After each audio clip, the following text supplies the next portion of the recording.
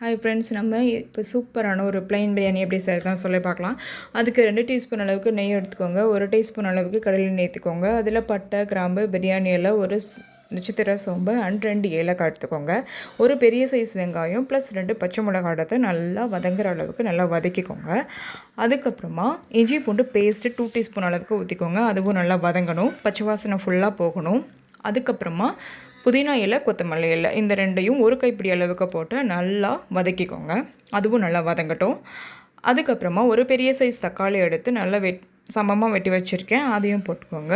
அதுவும் நல்லா வதங்கணும். அதுக்கப்புறம் மிளகாய்த்தூள் 1 டீஸ்பூன், கரம் மசாலா 1 டீஸ்பூன், மல்லித்தூள் 1 டீஸ்பூன், தேவையான அளவுக்கு உப்பு, இதையும் போட்டு நல்லா வதக்கிக்கோங்க. இது வதங்கினதுக்கப்புறம் கொஞ்சமாக தயிர் ஊற்றி அதையும் நல்லா மிக்ஸ் பண்ணி விட்டுருங்க.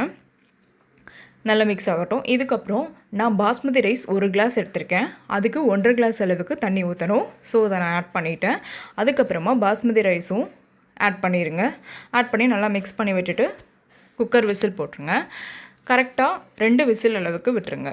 2 விசில் கழித்து அதை ஓப்பன் பண்ணிவிட்டு கொஞ்சமாக நெய் விட்டு நல்லா கலரி விட்டுக்கோங்க.